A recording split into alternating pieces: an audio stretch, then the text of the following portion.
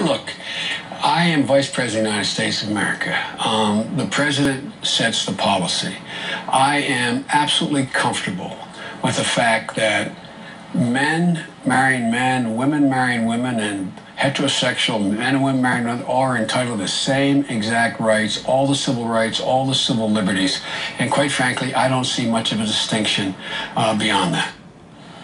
Many people are wondering if Biden's remarks signal a change in the president's position. President Obama has previously said his views on the issue are evolving. But both the Biden spokesperson and campaign advisor David Axelrod are suggesting there is no further evolvement in the president's position. So let's talk more about this. Darlene Nipper is here to talk about Biden's comments and about the Obama team's response. Darlene is the Deputy Executive Director of the National Gay and Lesbian Task Force. Welcome, Darlene. Thank you, Carol. I'm so glad to be here. I'm glad you're here with us. So do you think Biden's comments are a signal that the president might evolve?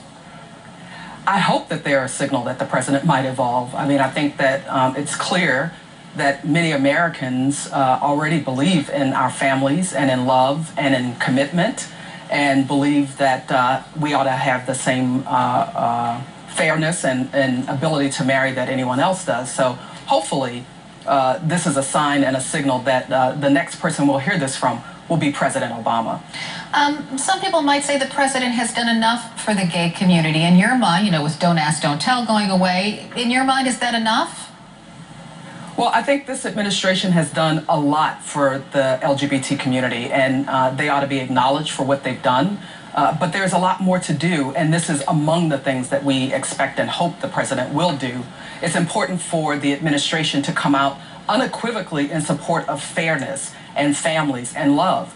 There are also many other things that the president can do. Frankly, there's still room for us to move forward on employment protections, and we think the president and obviously Congress needs to move forward with that for our families. The president's done a fantastic job so far, but there's much more to do. This is a country that's built on fairness. Why do you think the president hasn't fully embraced the idea of gay marriage?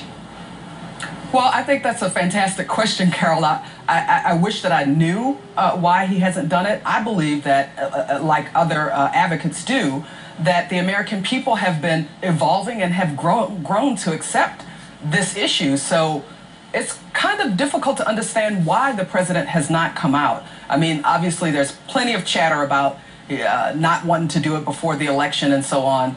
But the reality is the American people are already there, and the president can make the final step by coming out for our families and for fairness. And I really don't know why he hasn't done that so far. I guess our latest polls show 53% of Americans support gay marriage. So I don't know, maybe you have a point there. But I guess, does he really need to do this to energize the base? I mean, is that an important part of his re-election campaign, or does he not need to do that so that that he won't upset those other Americans who aren't ready to fully embrace gay marriage? I mean, why take the chance? Well, here's the thing. One thing that we all know is that the American people do believe very strongly in fairness. And so I think there's a fine line here that we have to be concerned about. The reality is that there are many people who will come out and who will be energized that may not otherwise come out if the president does stand for fairness. So it's a political question, yes, and the reality is... I hear you, Darlene, but everything's about the economy, and these social issues, they'll just fall by the wayside because I think many Americans don't want to hear about them right now, and this election has to be about the economy because that's what's going to get the president reelected, if he can convince voters that he has a plan for his second term. About the economy, I mean.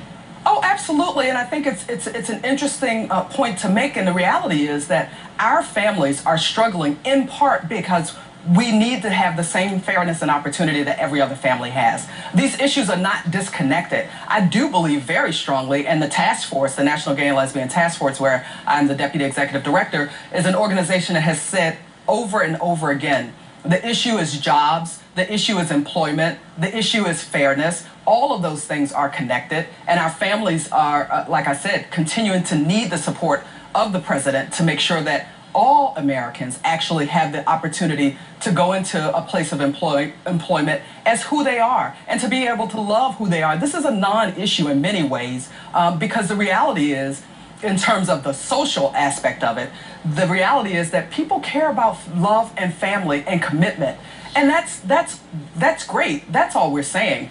The bigger issue is, can we get that off the table and move forward with the next phase and the next important issues, which is how will we take care of those families? What is it that we need in order to ensure that our families are able to survive and thrive in this society? And believe me, acceptance and fairness is just one amongst the many things that we need. Obviously, employment, and in our community, employment protections, unfortunately, because there still continues to be a lot of discrimination. And we have to leave it there. Darlene Nipper, thanks so much for joining us this morning.